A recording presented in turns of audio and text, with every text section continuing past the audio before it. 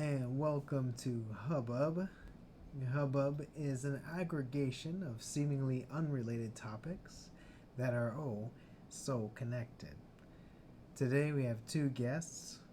First of all, we have at House of Groff, a returning guest from last episode. Welcome. Hey, thanks for having me again. Oh, yes, always glad to have guests.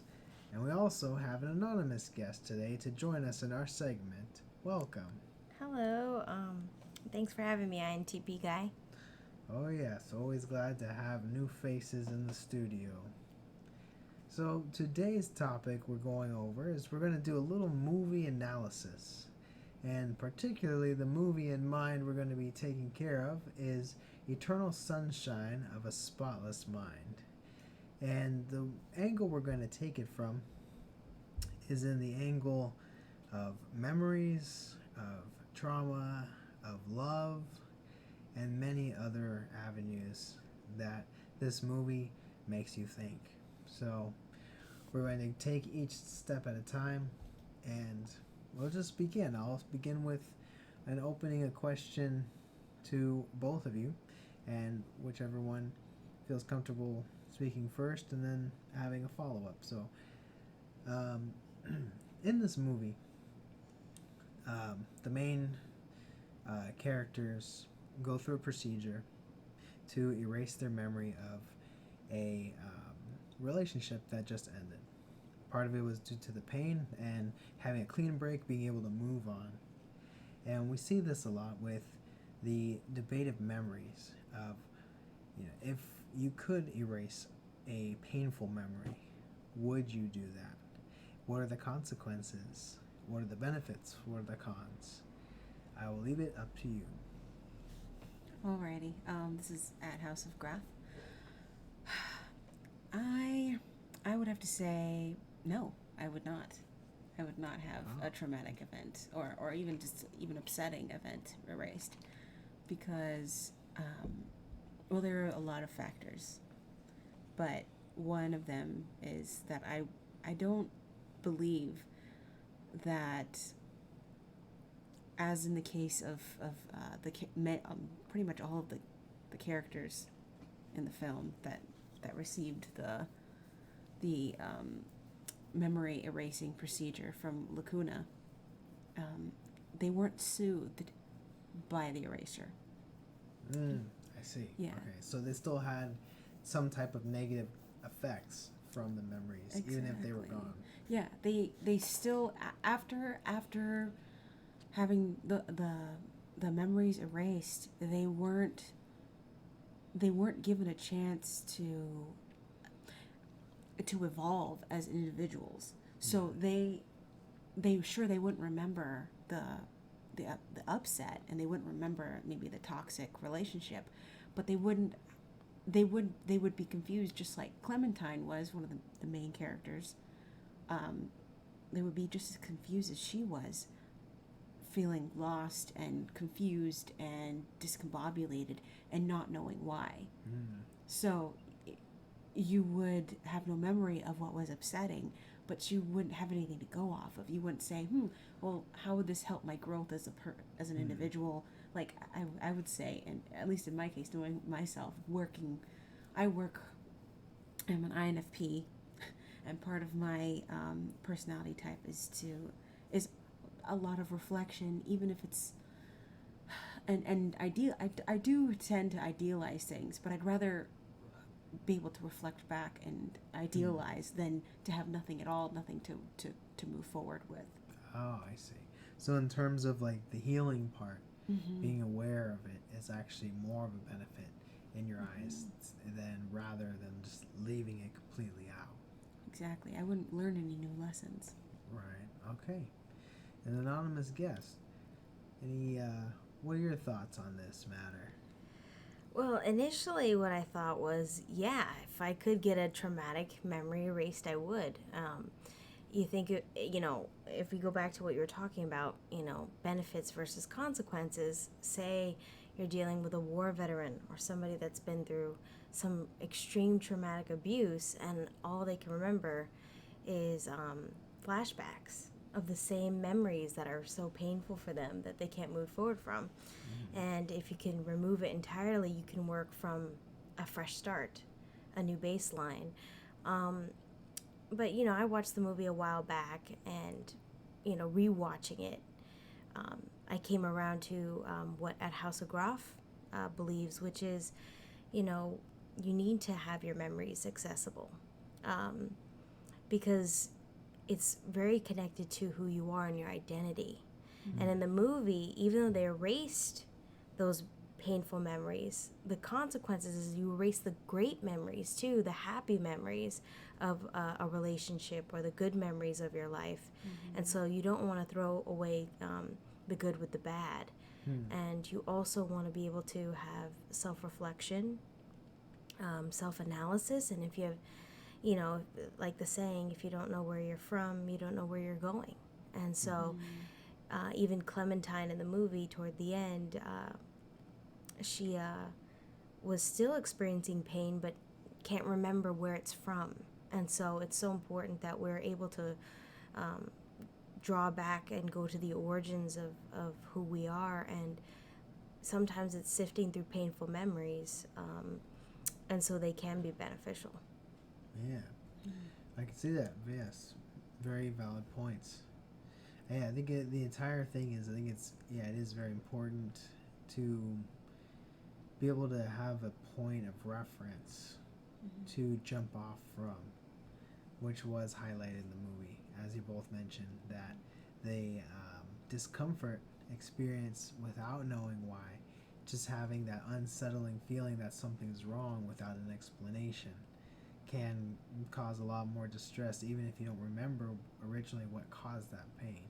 And which I thought was interesting was what the movie kind of touched on was that there's many facets of how we remember things. It's not just the memories we form, it's the feelings that we associate with it. It's the in their case, it was the love that they shared, even persisted through the procedure. The way memories are formed in different areas of the brain, how we associate different things. So I think it probably is important, because you have the situations, you might have a person that suffers brain damage, and then it's not the same afterward, but still experiences some hardships, or ones that if they're waking out of a coma, they have to relearn a lot of things.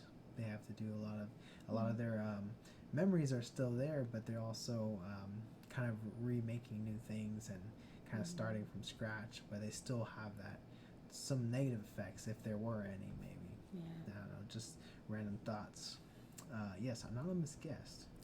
And just adding to what you're saying, just because you erased a memory doesn't mean you erase Joel's anxiety disorder, or his introversion, or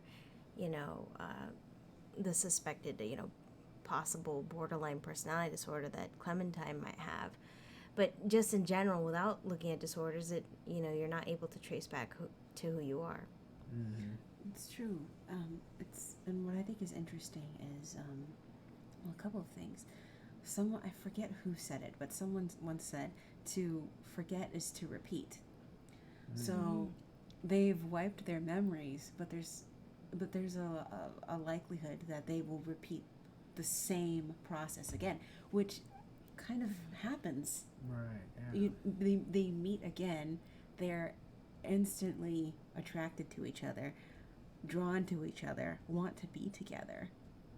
And even when they find out that they've erased each other from their memories, they still want to give it another go. Yeah. Because they're, there's a hint that maybe they're meant to be together, but also that people. If it's going to happen, it's going to happen. Right. Similarly, with Mary and what is the doctor's name again? I'm trying to recall it. But Howard. I forget his last name, but I know his name is Howard. Yeah. For sure, that happened where his wife, the doctor's wife, said, well, you can have him because you already had him. And so the attraction doesn't go away. The memory may go away, but you still have the same desires and the same impulses that drive you and who you are as a core person. That doesn't change.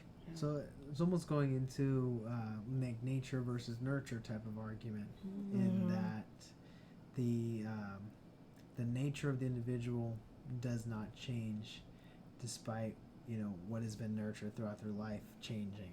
Like it's the memories don't have an effect on the overall quality of being of that person, but rather it's just it adds on to it, or either augments what's already there. So as you're mentioning.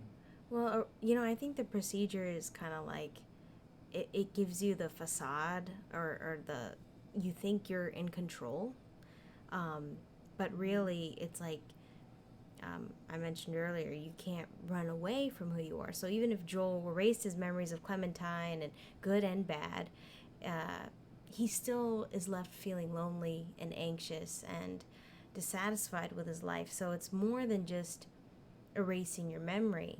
I think that's what the movie's trying to say, is it's more than that. It's you can learn by really going through them with a fine-tooth comb, and seeing things the way they actually were versus how we kind of perceive our memories if we attach the wrong feelings to them.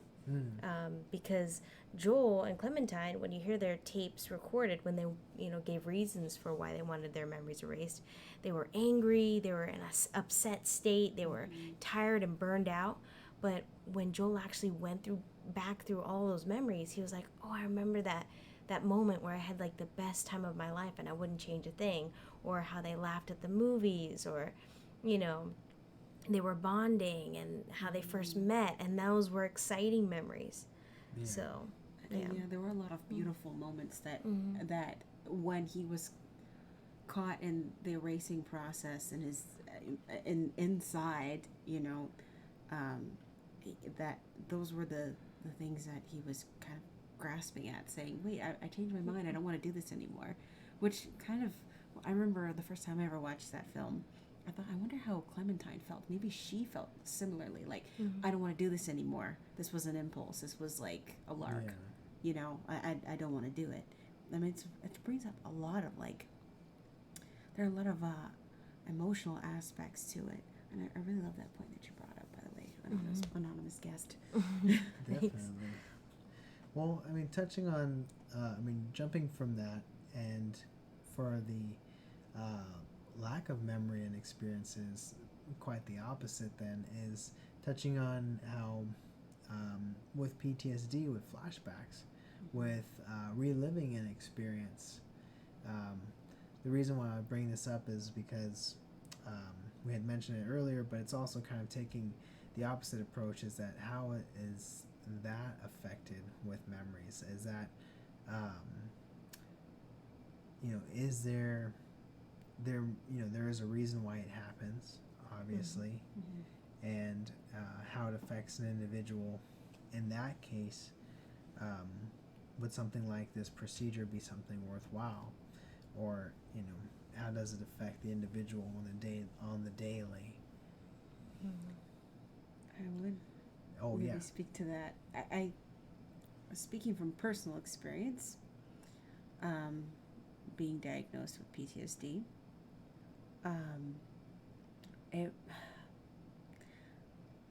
the doctor, Howard, I still can't remember his last name, but he is really good at selling the procedure. He says, it gets rid of all the the stresses and phobias and things, that we experience. Just, it'll help you move on with your life, help you, just keep going. And as alluring as that sounds, it still doesn't take away the fact that your body did experience what it experienced, that your subconscious still collected that experience. So you may not remember that in your conscious, I guess, memory, but your body will remember it. Like if you think of fight or flight, and if it's as it's connected to the subconscious, if you have a memory of, let's say, a bear attack or something. It's really random, but in this particular part of a forest, and you pass by that particular part again, and you erase the memory. Who's to say that your body won't react? Your mind won't react to it, and maybe you'll suddenly feel like really stressed out. You start sweating, you're breathing hard, and you're like, why am I reacting to this this circle of trees? Your body's still going to experience what it experiences. The trauma is still there. You may not be able to remember it, but I personally, I think that would make it even more terrifying to not know why. Yeah. And I think adding on to that, it's the importance of recognizing your triggers and what ignites that, and speaking to mind-body connection, and also recognizing and taking seriously that the subconscious mind is also just as important as the conscious mind. Our bodies and our minds take in information, remember even when we don't remember, and that's why it's so important not to erase memories, because you have to really bring the subconscious to the fore and deal with it head on. Because I think what the procedure does is the doctor, like you said, it creates this alluring vision of what could happen, but really Joel is sitting there and kind of taking it, but he's not taking any responsibility. He's not for his own well-being. He's not working through the kinks, and it's all about the little steps of going through each memory and making your own connections, not just having somebody else do it for you. Yeah. Very true. Well, in the movie, they kind of I think I remember that. Is it Mears React? Oh, is yeah. the doctor's name? Mears Whack. Yeah. Mears Whack something Yeah. guy. I think you had it right. And, what's it called? With the movie kind of touched on it. They kind of, while Joel was trying to save his memories with Clementine, he went into his childhood memories. And the movie kind of touches how the past has an effect on how we act today, and even how we love other people, or how we treat our relationships. Experiences that we have as children, and different things that kind of shape, maybe how we trust and how we accept others. Can we touch a little on that? Like, have you seen ways that maybe past experiences can affect how we allow ourselves to love? Absolutely. There's actually another film that's in its own way connected to what we're talking about. It's similar, but a larger way different. But Marnie, the Hitchcock film. I forget what year it was released. I believe in the 60s, but it's Tippi Hedren and not Tippi Hedren.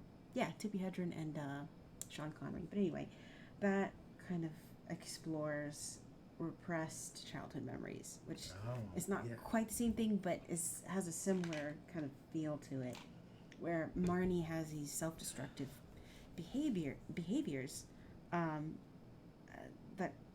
that she keeps going back to as an adult, and they are indeed destructive. They're destroying her life, her ability to function, and it's all based on memories that her brain, maybe to protect her, just chose to forget, temporarily at least, which is of course different than Eternal Sunshine, where it's an intentional and permanent memory loss. But regardless, she still has that question of, why am I doing this? I don't know why I can't be intimate with other people, why I don't like to be touched, why I want to steal money. Those are the kind of things that happen in that film, and she keeps doing it over and over again, and there's no resolution until there is a resolution. Yeah. So I guess pulling from what happens in your childhood, that really can have an impact on your adult life, especially if you can't remember what happened. Very much so. I mean, it seemed like a lot of the memories that he had, maybe he had buried very deeply, or wasn't, always thinking about consciously, but had to really dig in there. And it kind of offered insight into why he was the way he, or why he acted the way he does in his adult life. You see him very much, very repressed, but also in a way, um, expressive by himself. You see him with his artwork, and his journaling, but it's very personal to him only. He's very kind of reserved and closed off as a person, but also has expression, problems with expressing himself naturally with other people, but yet can access that on his own.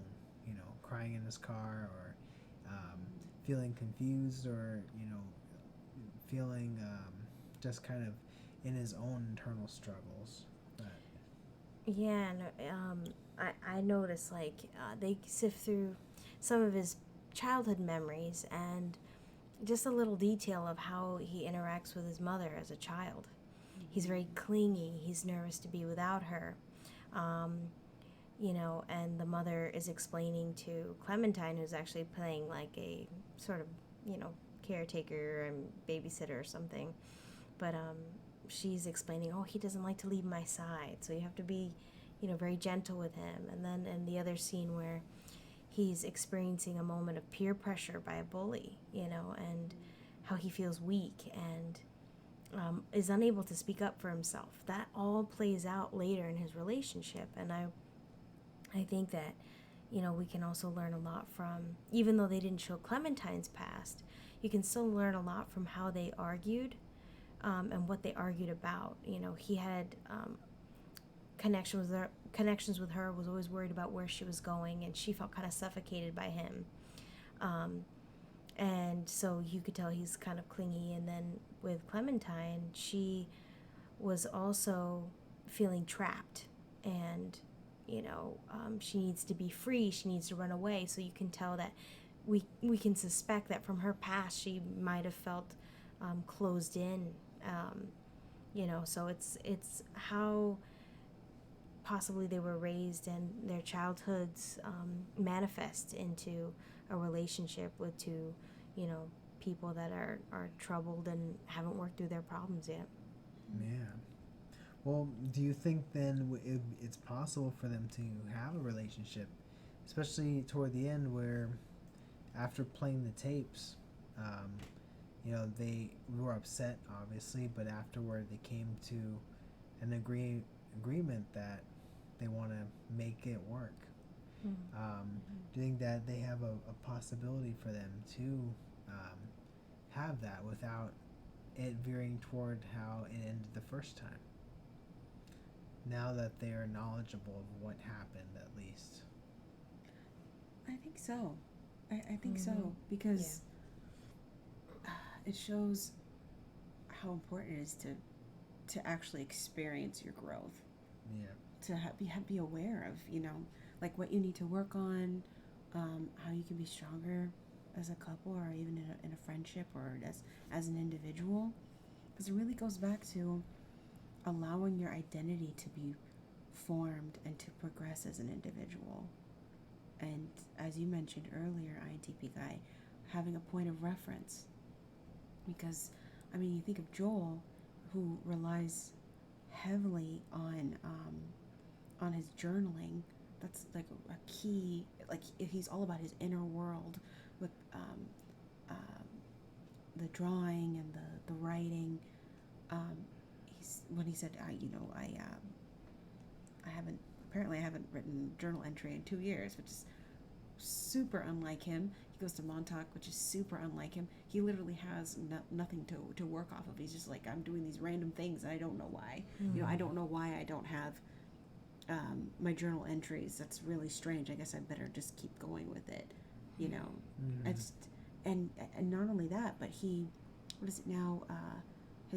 relationship just before Clementine with that woman Naomi, he says, oh, maybe I should go back to her. It's literally set him back 2 years. Mm-hmm. like it didn't help him grow at all as a person. He needs to grow. So does Clementine. And once they experience even that kind of lopsided growth by hearing those awful tapes, they are able to kind of have a jump start and say, well, maybe we can make another go at it. Mm-hmm. Yeah, there was a lot of the movie that was very realistic in terms of how couples can break up, how relationships can end. I think why I love the movie so much is there's such a beauty of this, idea of a second chance. How, it was going to end on a note where they erased memories, they weren't going to grow, they weren't going to learn from their past experience. But because Mary sent out the tapes for everybody to hear, that kind of honesty, being able to tell somebody how you really feel, really facing relationship problems head on versus just kind of erasing them and running away, gave Joel and Clementine a second chance. And they get to see, okay, we laid it all on the table, and but I love you anyway, and we're going to work through it, it's really great because I think that's the kind of go couples need when they are, having a difficult time in a relationship, not understanding each other or where they come from or why they are experiencing like such bad problems. Mm-hmm. Well, oh yeah, I thought it was very nice. I thought it was cool because it's almost like jump starting a friendship almost, because they got through all the difficult things they needed to say, and each one kind of was able to hear the other person's viewpoint and kind of the deeper things that normally they wouldn't mention to each other until they got more comfortable. So it kind of brought them to their relationship to another level, that they can be more open with each other. Oh, behind there is our studio cat. He is adding some input. Yeah.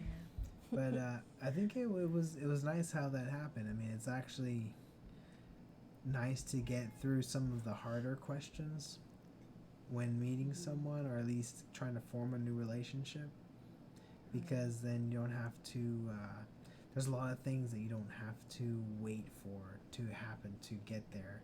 You know what I mean? Mm-hmm. Oh yeah. I think too, something else that kind of came across was not only repairing relationships, but also knowing, as in the case of Mary and the doctor, knowing, hey, I shouldn't go back to this person. The second time around, when Mary finds out that she's the one who had her memory erased, not the doctor, because it probably benefited the doctor, but she learns more about this person that she's enamored with and who she's fallen in love with twice, and how what he's doing, she goes from feeling complete admiration for him, saying, oh, what he's doing is bringing people to this like higher state of consciousness, like they're pure like a baby, it's like tabula rasa, and afterwards she realizes, well, this guy's kind of just, he's not that great. Yeah. I don't want to go back to him, and I need to figure out other parts of my personal growth, Right. Very nice. It's kind of an interesting thought. It is. Yeah. Well, we're going to take a quick 2 seconds, let the studio cat out for his bathroom break, and we'll return in another second from here. I do have a kind of a more general question, but in the same kind of theme that we're talking about. As far as identity, because we kind of touched on this in the beginning, how the nature versus nurture, and how taking away memories doesn't affect the disorders or the struggles that someone deals with.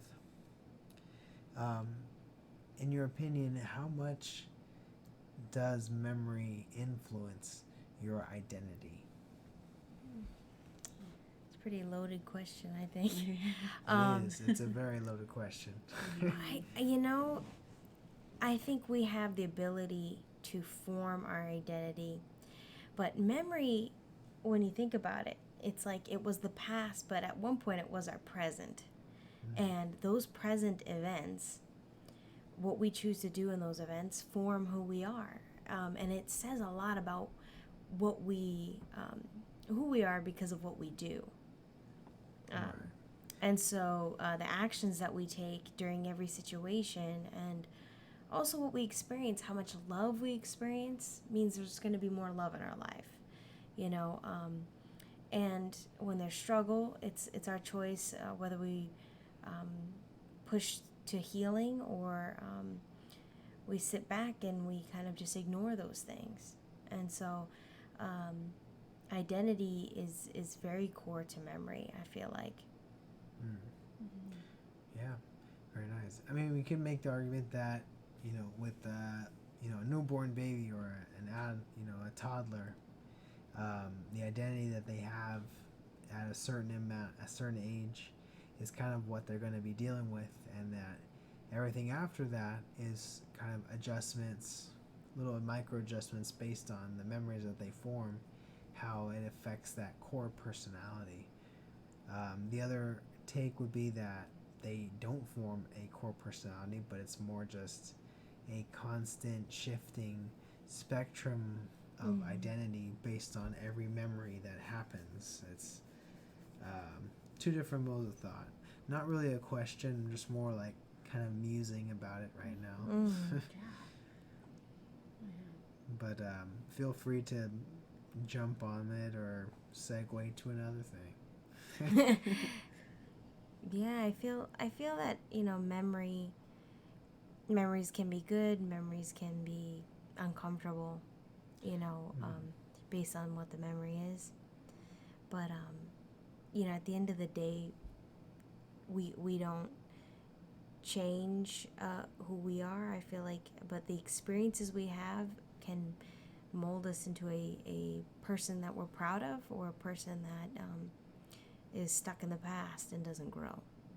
And so you want to just take the time to sift through memories, because it'll teach you lessons about, you know, as little as, oh, well, what do I like, what do I don't like, or who do I want to love, what do I need in my life, what is my passion, what are my dreams, based on what I used to do in the past, or maybe I don't need that in my life anymore. It helps you have that real assessment of who you are and who you want to be.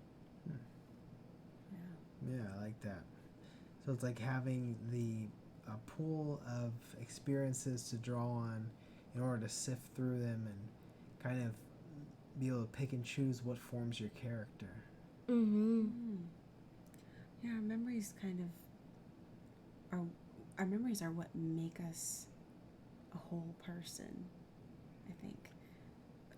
All of our memories, whether we remember them on a day-to-day basis, we don't remember every single thing that's ever happened to us every single day, every moment, you know, but all of them are a culmination of, it's who we are, and you have to account for even the subtle things that can come from memories.